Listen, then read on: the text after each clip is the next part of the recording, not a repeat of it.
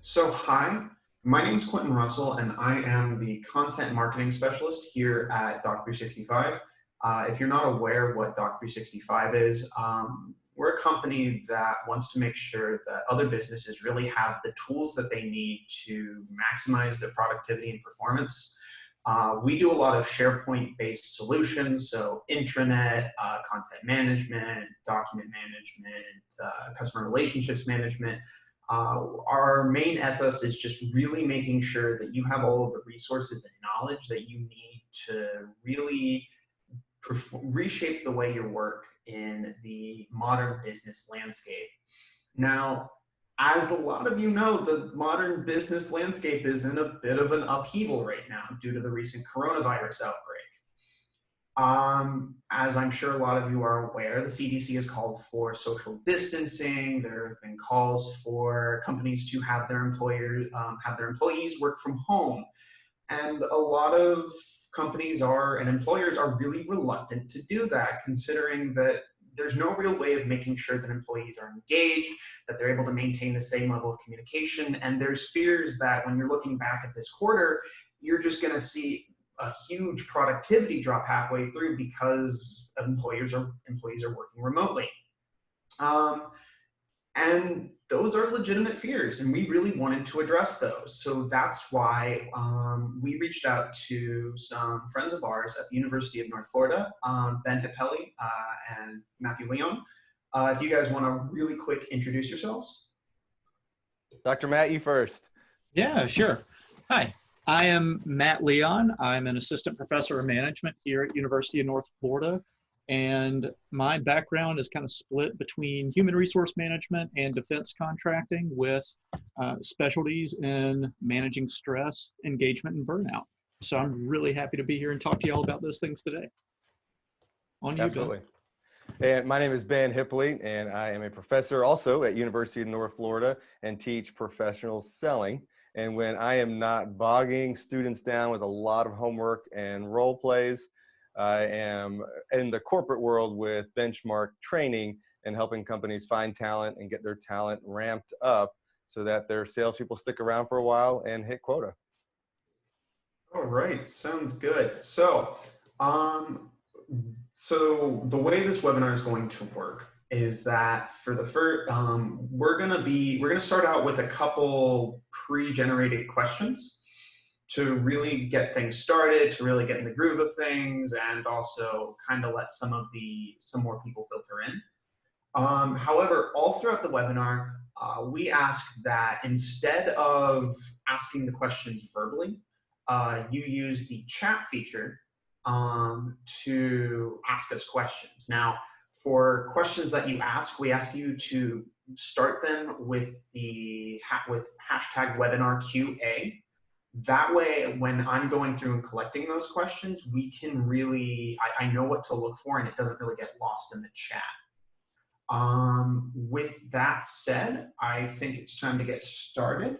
So one of the first questions that are probably on a lot of companies' minds is, with the recent coronavirus outbreak, many companies are making that switch to having their employees work remotely. What are some of the ways that employers can ensure a consistent level of performance among their employees? Ben, you want to go first? You want me to take that one? You take that one too. Let's kind of hear the general viewpoint from the HR perspective, because I know that's a hot topic for all of us. Yeah, and remote work in HR really over the past decade has started a trend in increase throughout the United States and the world really. Well, it's a little bit of a double-edged sword. So on the one hand, a lot of our research says that people working remotely or telecommuting, their productivity goes up about 15 or 20% over time. Super positive, super great. On the other hand, feelings of loneliness, feelings of isolation, lack of access to formal and informal networks goes down. When we're trying to keep people engaged over time, really an effective strategy for that is just routine. So routine is kind of king when it comes to engagement. Keep people working similar hours they were working, a system with home office set up, establish behavioral norms for how they're going to use technology, how they're going to communicate, how they're going to check in. For your exempt employees, I think this is a good time to focus more on work outcomes as opposed to always hourly type issues. Obviously that changes for your non-exempt, but for engagement, keep that routine and make sure that you as a leader and a manager are establishing check-in norms and kind of daily interactions with your employees to prevent those feelings of isolation. Yeah, that's a great point. And that really translates well for the sales team. When you think of sales professionals, one of the things that we all have in common is that we like to be patted on the back. We like that recognition and that instant feedback. And that's something that can be easily lost in your own little silo working from home. So as sales managers and sales leaders out there, be sure that you're engaging your sales team, just like Dr. Matt mentioned. Have those regularly scheduled sales meetings. What most professionals recommend is a morning and an end of day meeting. So you have that check-in, and also make sure that the salespeople know why their role is mission critical to the company. You know what they're doing, why it's important. As sales professionals, we like to feel important. So what is it that I'm doing that's so important for the company, and also what's important for the clients as I'm reaching out to them.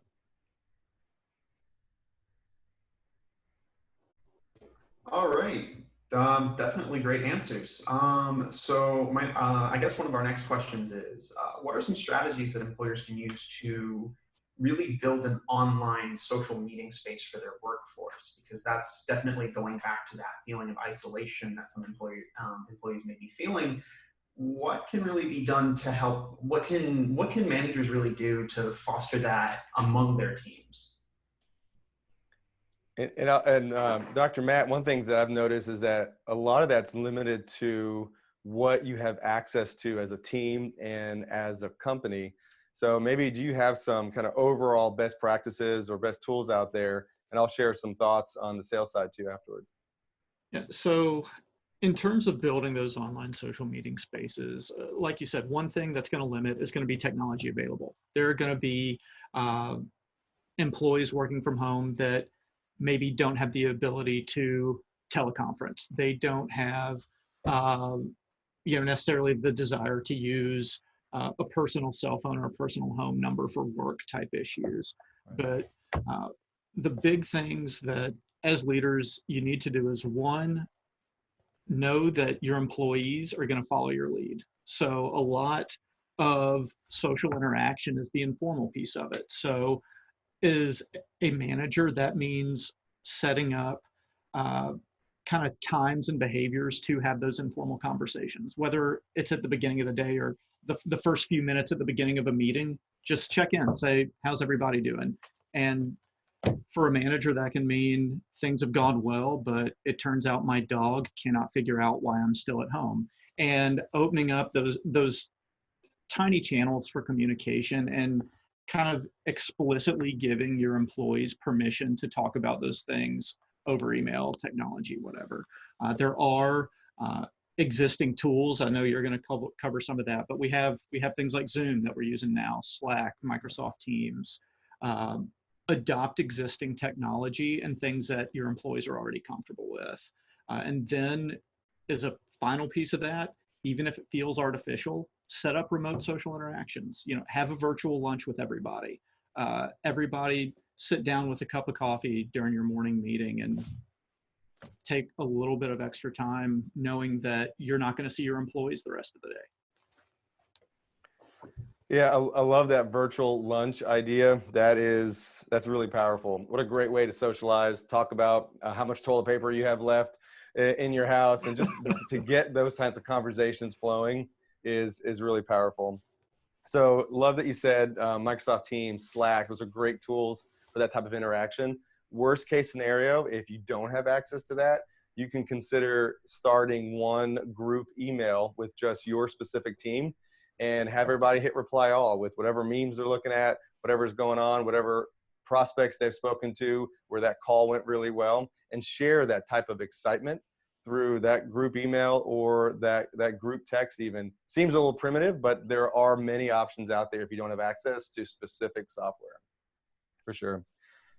One thing it's worth, Quentin, one thing it's worth adding to that too, when you're holding your one-on-one meetings as a sales manager, so we're looking from the sales side, and it's going to apply to other roles as well, is be sure that the person you're meeting with, so the sales professional in this example, get them to be engaged with the content that they're going to cover and it's going to be delivered in that meeting.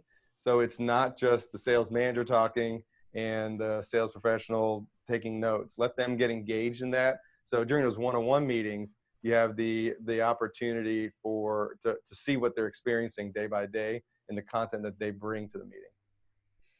Absolutely. And just a real quick reminder, if anyone has any questions that they'd like to contribute, just make sure to type them into chat, start them with webinar QA.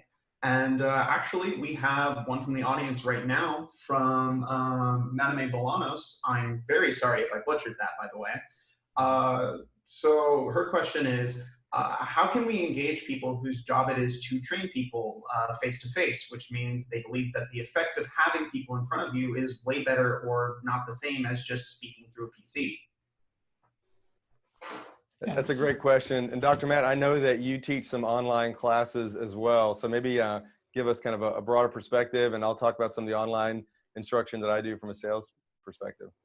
Sure. So, when we talk about training online, or when we talk about training face-to-face, really what that process is taking complex information and breaking it down into bite-sized pieces that you can deliver to somebody. Luckily, we are in an age where that's incredibly possible. My technology setup is a little 2-inch Logitech camera and a microphone that I got for $50. I think when you ask that question, part of the core of it is that maybe your employees who are face-to-face, they prefer that rich feedback.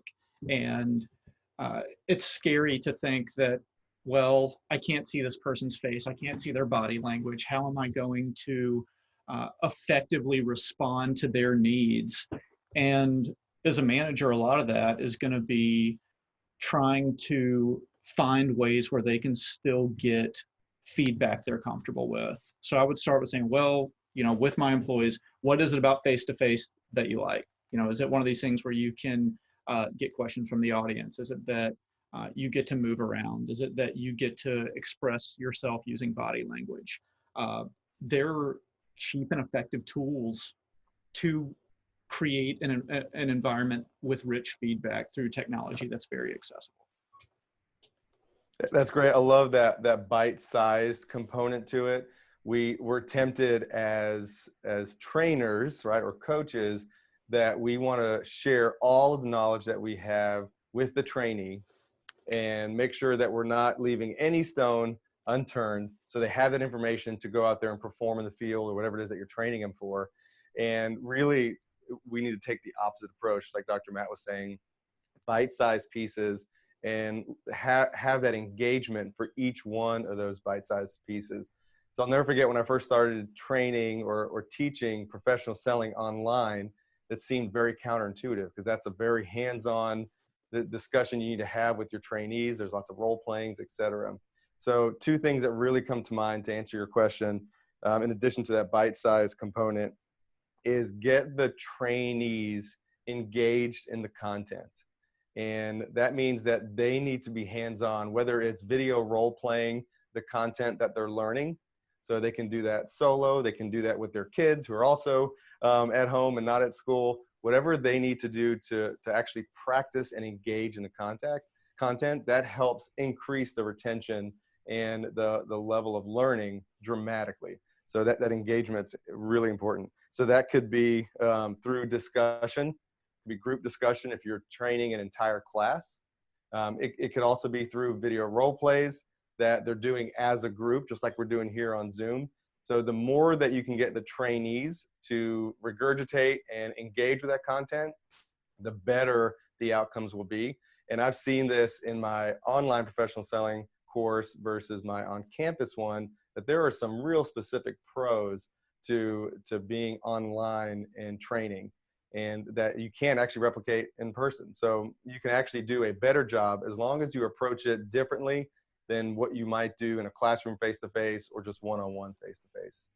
And I'm interested in hearing some feedback from the person who asked that question. Does that help a little bit, or does it stem any additional questions for you? I will definitely let you know if Perfect. they're answering. So moving on to our next question. So we've talked about creating a social meeting space. Now, what can supervisors do to really facilitate professional communication and collaboration? Because a lot of employees are really used to just being able to drop into someone's office and ask a question there, really informal like. So what can supervisors really do to, create that same sort of atmosphere? And if not being able to completely replicate it, what can be done to simulate it to the best of their ability? Sure. So this is where structure very much comes into play. When you're at the office, there's almost this implicit assumption that you're available. I'm in my office, my door is open, come on in whenever. When we're at home during coronavirus, our kids aren't in school, our dogs are upset. My son is going to be 2 in June. And this morning, I told him he was going to have blueberries for breakfast, and it was the most emotionally crushing experience of his life. So it took me 20 minutes to calm him down from blueberries. That's something I don't have to worry about at work. And at home, we're going to have to be cognizant of stuff like that. So a lot of what employees are looking for when it comes to facilitating communication is knowing someone's available. And maybe that means that you have a few hours every day where everyone should be available, and talk to your employees about when that's best. Is everyone going to be on Slack between 12 and 3? Is it easier to text in the morning versus phone calls in the evening? But having structure, those hours a day where everyone's available, and then those rules of engagement of what technology should be used for what purpose. So emails for basic stuff, video conferences for daily check-ins, instant messaging for urgency, whatever that happens to be. Yep, absolutely. So having the structured times is critical for the sales team as well, and keeps everybody really out of their silo and aware of what's going on in the team. And Dr. Matt, the video lunch idea is absolutely classic. Maybe even step it up a notch and have a pajama party, so everyone comes in with their, for that video lunch in their, in their PJs, or in, showing what they've been working on after hours now that they've been stuck in their house. I know that my wife is making just a really nice honey-do list. Now that I'm not commuting, hey, what else can I use that time for? So those kind of things are great to share. And it also sets the tone for, now that we've shared that, let's get into business as well. And then also the last part I mentioned earlier for your question, Quentin, is make sure that in the formal meetings that the person that you're meeting with as a sales manager or as a manager, that they are coming prepared with content so that they're able to engage in what's going on in their pipeline. Definitely. So then I guess moving on with this, how can employers make sure their employees are fulfilling their responsibilities? Going back to the hourly versus goal-oriented. Is there a catch-all strategy for that? Is there something that, is there any one specific recommendation, or is it more case-by-case basis? This is a really big question. When it comes to tracking hours and things, you start running into Fair Labor Standards Act stuff. You start running into workers' compensation and liability. You start running into, the government just passing changes to how some of the FMLA stuff is going to work with coronavirus. Broadly, for your exempt employees, the general rule of thumb is if they work for an hour, you pay them for the whole week. They're your salaried exempt employees. For them, focus very much on the outcome because you're going to be paying them the same no matter what. For your non-exempt people, so for your hourly employees, that's when it becomes a little bit more case by case. So legally, you only have to pay them for hours worked. That's how your non-exempts are. Uh, I would not encourage someone trying to create a new timekeeping system right now. If you can, use what you have. Uh, Set a normal set of hours, and I would put in some type of emergency overtime policy that says any overtime at all has to be approved by a direct supervisor, uh, and try to stay married to the policies and processes you already have, because there's enough change going on already. Yeah, absolutely.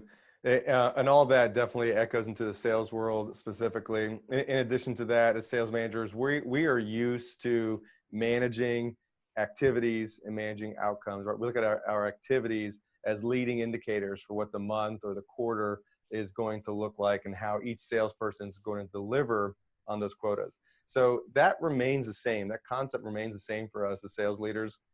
The difference is that things are changing hour by hour for our prospects, for ourselves internally. So being able to communicate those changes and asking for that feedback of what your sales team is hearing is always important. It's really important right now. So making sure that you're encouraging that two-way communication. And as sales professionals, we like to look at ourselves as problem solvers. So this is the time where you get the group together and say, let's solve these problems. Let's solve these challenges that we did not anticipate a week ago, but we're facing them now. And that is going to help you adjust your activity management accordingly, as well as what your outcomes are. So making sure that everyone's on the same page, they know what the expectations are, and that everyone is prepared for those expectations to be fluid as we're gathering new information in the environment and from our prospects. No, definitely. So another question is, so how can employers really work on onboarding new employees during a fully remote workforce? Is it better to hold off on making an offer until, we're able to resume normal operations, or with the implications that this might be a 6-month to year-long thing? Is it worth investing in digital or onboarding options? Yeah, so I'm hearing a lot of this from my clients that I'm working with now, and it seems to be fairly compartmentalized. So in some industries, we are in freeze mode. We're not selling anything, we're not moving product or service, and we're trying to figure out how we're going to take care of our own. So it's a pretty easy answer. They're not hiring. They barely can figure out their game plan for the team that they do have. So that's pretty easy. On the other side of that, what I'm seeing is that some industries are seeing increased demand.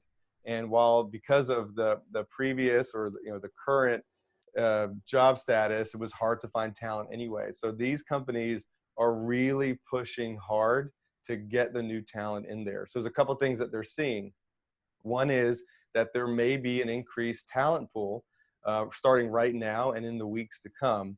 And it makes sense to get to know them and to meet them on video and see if they're going to be a cultural fit as well as a skills and talent fit. So keep on moving that way as well. And from what we were talking about being able to engage with our current team on video, that does apply to hiring right now as well. So if you need the talent, keep pushing in from the hiring perspective and seeing some clients be really successful with that because of the increased talent pool. Now, of course, the onboarding process is a whole different story because you may not meet these people in person for a while. So that's going to be a case-by-case basis on how you will do that type of final onboarding and interaction. And from that perspective, or from that point in the process, now it comes to training, which as trainers and instructors, we have to very quickly get into this online mode of instructing, as we mentioned earlier.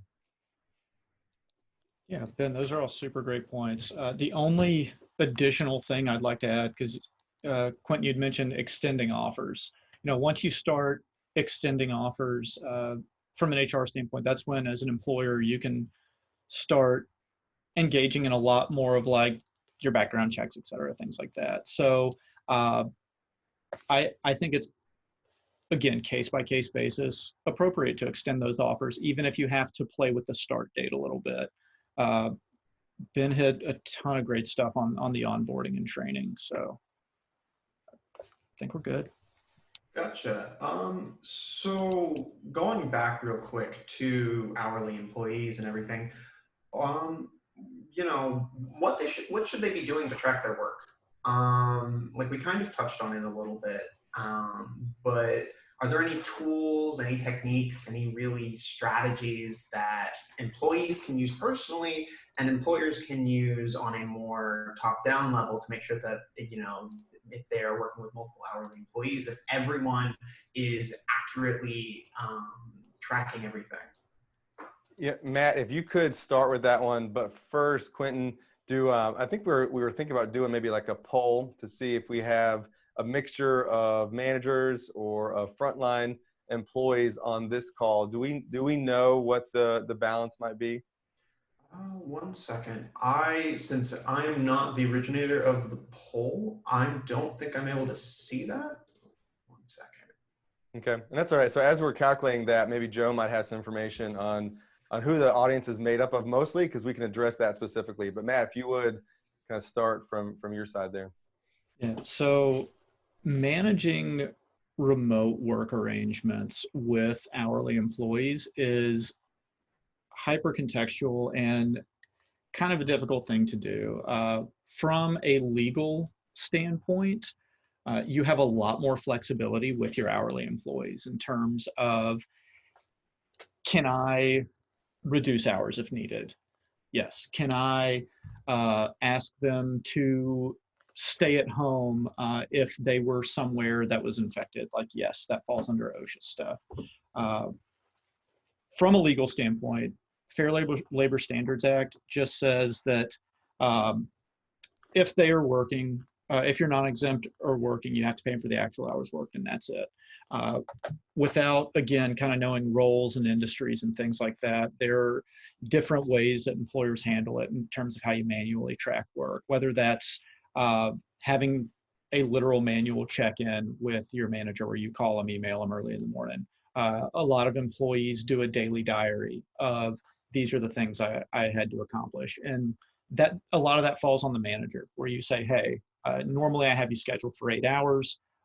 These are the tasks I expect you to have completed in these 8 hours, and I'm going to check in with you randomly throughout this time. When you create those lists, please look at your job descriptions, look at your performance evaluations, build them off of that, and be very realistic about meeting safety standards at home and things like that. So if you're in a field that requires you to use any type of dangerous substances, no, they're not going to be able to be stored in the fridge next to your lunch meat. But those random check-ins, setting the hours, and having the employee keep a checklist that's given to them by a manager are going to be your quickest, easiest, dirtiest ways to do that. And guys, I need to go run and get something out of the fridge real quick now that I have that information. That's a good point, though. Very, very good point. Let's hone in on what you mentioned about performance metrics. That really applies to the sales world and for all of us, really.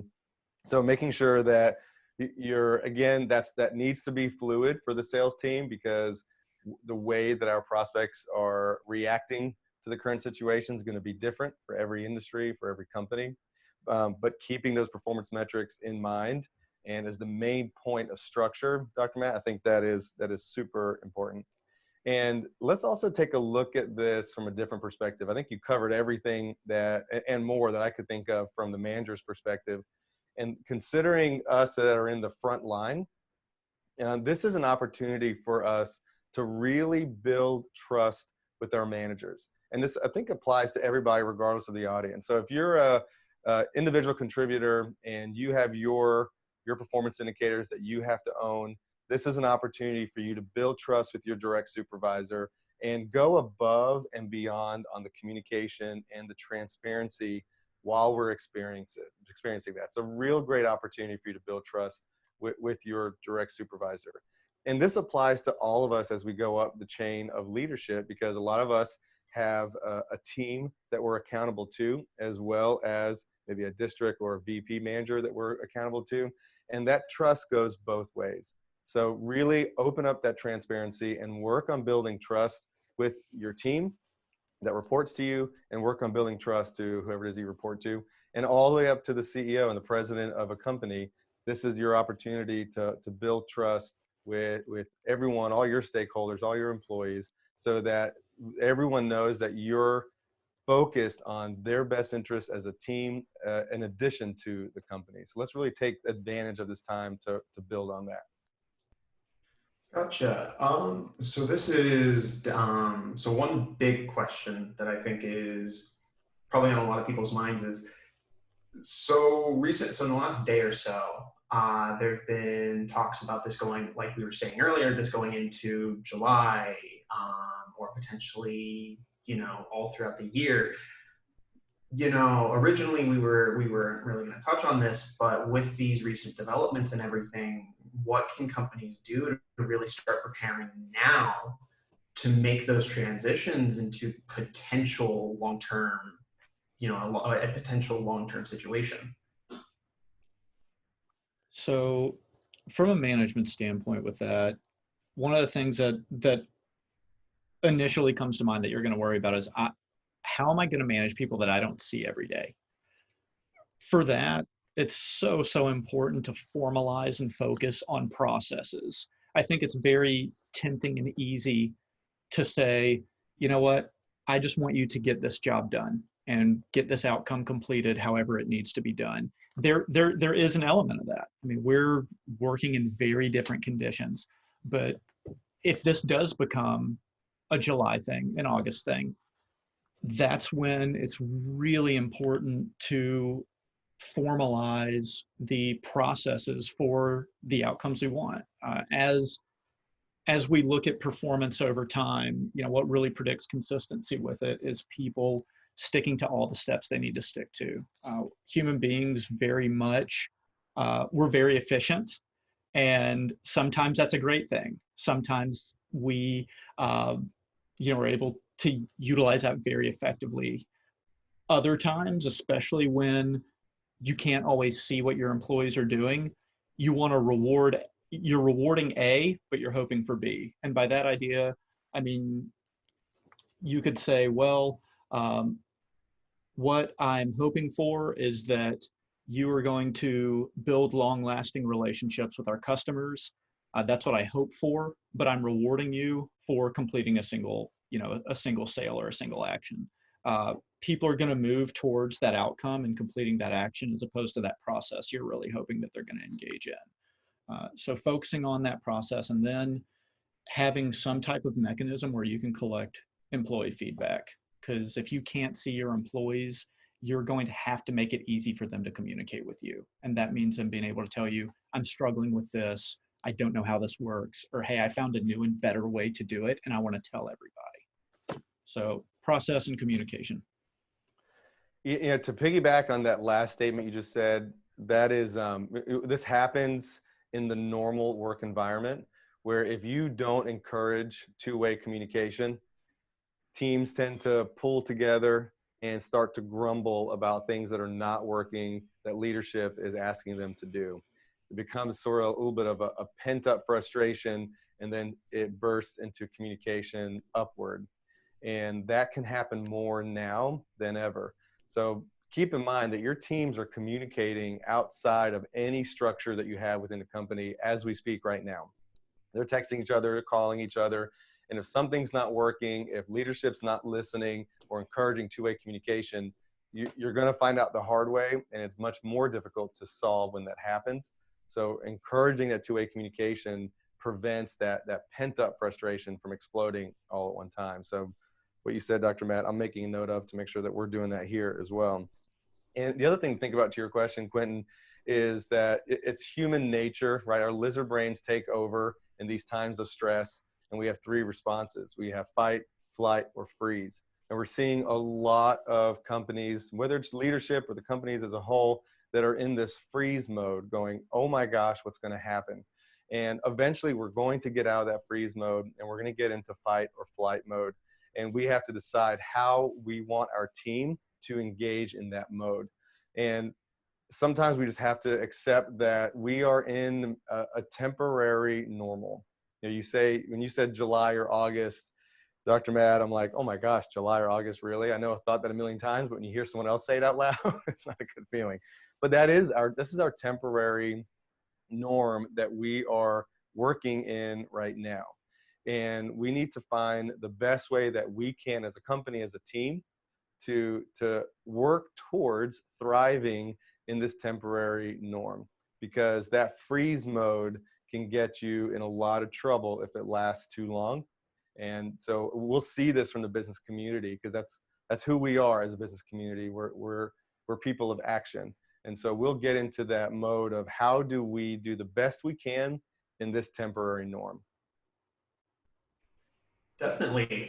So kind of going to one of the points you made of getting out of freeze mode and into either fight or flight. What are some ways that companies can really, for lack of a better term, thaw themselves out, and really speed that process up? And how do they decide whether they want to be in fight or flight? And how do they determine whether or not, like, which is most advantageous for their situation? That's a tough one. Any ideas, Dr. Matt? Well, I think what you're really getting at is setting a temporary strategic vision that's very different than what you thought you were in. Their information is power. So soliciting that feedback from your stakeholders, whether that's your employees or that's your clients. No, there is no guidebook for this. There is no concrete path forward. And I think that the most important thing we can do right now as business leaders, as managers of people, as individuals who are depended on by others, is to be a fixed point and to take the lead in gathering information before we make those big decisions. And that can be going to your clients and saying, hey, how is this impacting how you do business? You know, from a B2B standpoint, like, what are the challenges you are facing? Because maybe freeze is the best option. You know, Ben, you talked about how right now hiring in some of these industries is not on the uptick, and that's okay. That might be the best option. But I really hesitate to tell anyone to jump into fight or flight without talking to your stakeholders first. Yeah. Absolutely. The first thing is going to be is who is our target audience? What do they need right now? And what is it that they need right now? And right now means today, maybe it's different tomorrow. What do they need right now that we can deliver in the best way possible? You're seeing things on social media where some breweries are switching from making beer to making hand sanitizer. I mean, that's a great way to help their target audience and the general public that's out there. So that's an extreme example. There are other examples where it's really just a matter of being a sounding board for your clients. That a lot of clients rely on their vendors and relationships they have with their vendors to be an industry expert. And so now is the time for you to take that industry expertise you have and help your prospects and your clients do the best that they can. And if you can bring that kind of value and be fluid with it day by day, then you're going to be able to figure out ways to thrive in this temporary norm. Absolutely. Oh, that's a great answer. Both of those. So I guess that brings up another big question: is what should, aside from gathering information from your stakeholders, what should managers, supervisors, team leaders be doing to gather information on the state of the economy, the state on the government response, the state on what medical experts are saying? Where should they be going for that? And how much time should they be spending each day monitoring the whole situation? Go to your primary sources. So the CDC has a page on how to manage pandemics for employers. So how to handle people with the flu, You can go to the professional organizations in your industry. For me, it's the Society for Human Resource Management. They have an entire coronavirus toolkit out that has templates for telecommuting policies, for emergency sick leave policies. I, I encourage people to stay away from social media and to uh, hit those primary sources as hard as you can. So talk to, I know the Department of Labor in this coming week is going to start putting out uh, templates and articles on how to handle extended sick leave. You know, with some of these FMLA changes, there are going to be documents that are going to be produced federally to help small businesses deal with that. So talk to, like if you're here in the state of Florida, talk to your small business development councils, talk to your chambers of commerce, look to your local government leaders. Don't look to Facebook. Absolutely. So you took the words right out of my mouth there. Is stay away from social media, go straight to the main sources. And then to take it to the next step there is push the information, the full information you're getting from those primary sources, push those to your team so that they are also not getting freaked out by what they're seeing on social media, because they may be using that as their primary source. So if you can be their rock right now and supply that primary source information to your team, that is absolutely critical. It can be really helpful. In addition to that, so where do you go for information? You asked, Quentin, you know, what's going on in the economy, what's going on in the World Health Organization. All that is primary source. The other part of that question that's kind of underlying is make sure that you're also going directly to your team to get what they're hearing and what they're feeling out in the marketplace. It doesn't mean that that is rock solid information, but it does mean that that is your team's perception, which, as we know, is reality. So reaching out to your team during those social video lunches and gathering what they're hearing. What is it that prospects are saying that's freaking them out or that's encouraging them? Get all that information and make sure that you're utilizing that information as you're coming up with your fight or flight plan in this new norm. Definitely, and that kind of speaks to another point. While it's not a manager's, team leader's responsibility to, you know, ensure that their team is 100% perfectly happy, healthy, yada yada, a lot of, you know, something that goes to personal responsibility. What can team leaders really do to, you know, what can they do just on their part to really help, you know, take away a lot of that stress and ease some of that anxiety? Yeah. So stress in a situation like this is often the root cause of it are that uncertainty with my future as a worker, and then when people feel like there isn't a lot of transparency. So from a management standpoint, it's okay to say, you know what, this is unplanned, this is difficult, this is something that we are reevaluating every day dynamically. That's an okay and appropriate thing to say. Follow that up saying, I have confidence in you and I hired you knowing that this is a job that can be done. Uh, if if an organization refuses to communicate with their employees, that will create more stress than just saying, we are still evaluating. So having a plan and communicating just the idea that you are working is going to go 1,000 miles further than radio silence. On the other end of that, consistently and constantly solicit that feedback from your employees and do it in a way that makes them feel that they can safely provide honest feedback. They need to be able to say, I am stressed out with this. This is impacting my performance. That's okay. They're looking to you for the tools they need to succeed and for you to be a fixed point. A lot of people sometimes just need to say, this is hard and I don't know what to do about it. And that's it. You know, and as a leader, you say, I understand that. It's hard for me too. We're going to make it through. And we're going to do that by being transparent about our own decision making and updating you as quickly as we can. Because again, a lot of this stress comes from the uncertainty. So just giving people a path forward or letting them know you're working on that is going to minimize a lot of it. No doubt at all. And as leaders, we have our own stress, right? Because of the uncertainty. So our team is going to follow our lead on how we're digesting and handling the stress. So make sure that you're modeling the kind of behavior that you would like to see from your team. That's really important.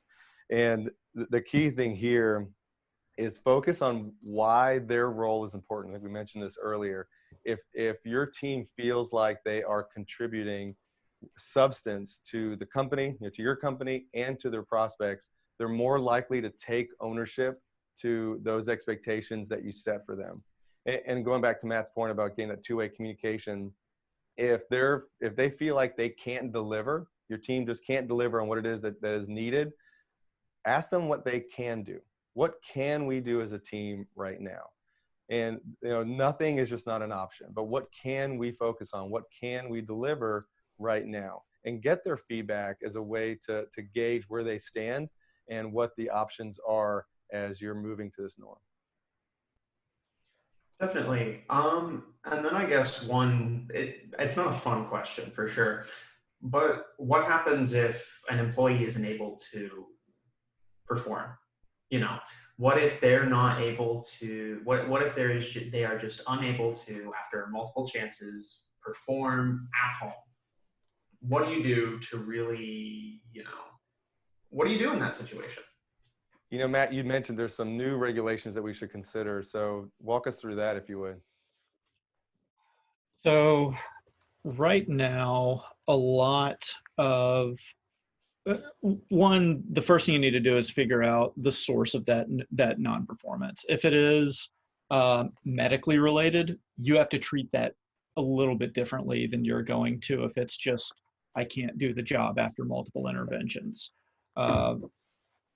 It's on us to provide our employees with the tools they need to succeed. If someone says, I can't do this because I don't have internet access at home,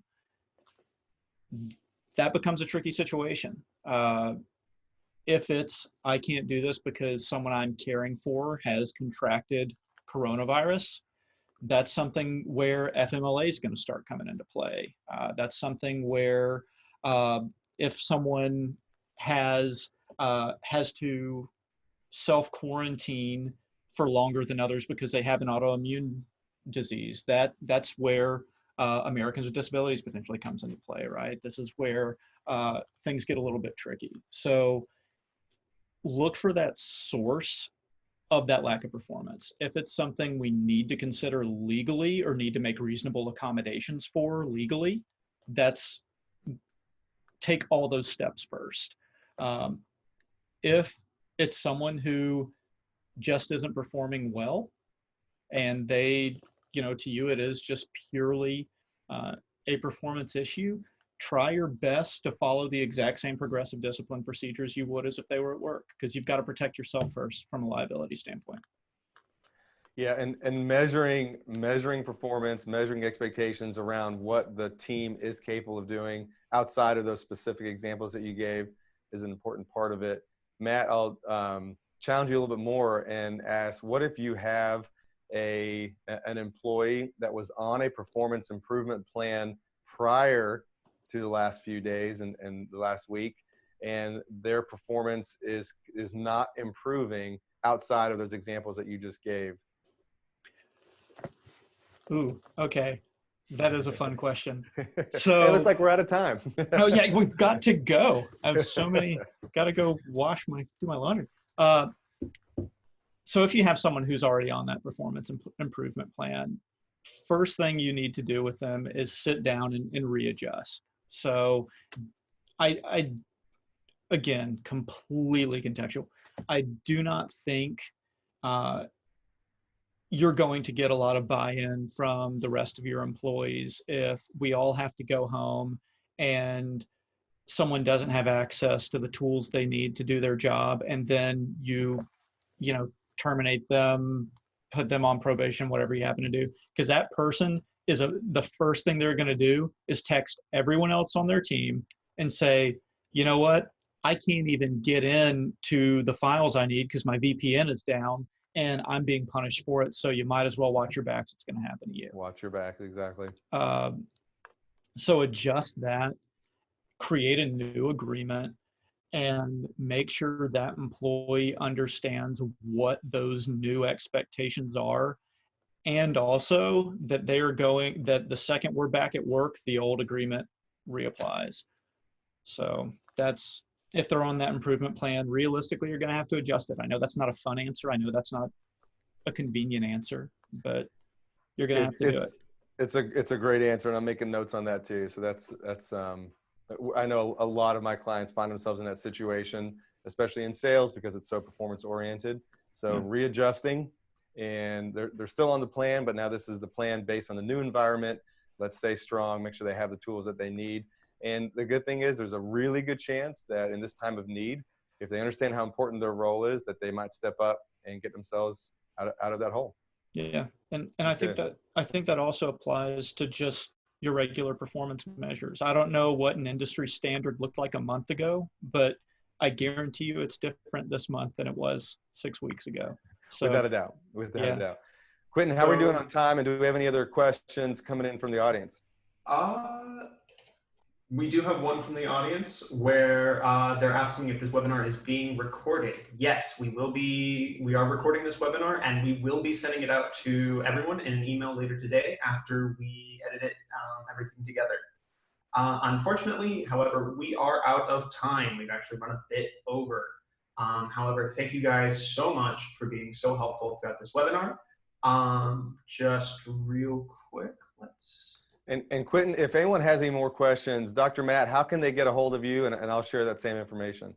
Yeah, so email for me is m.leon@unf.edu. So M for Matt, .leon@unf.edu. I won't be in my office, so my office phone probably isn't useful. But if you need a number, a cell for me is area code 251-554-9790.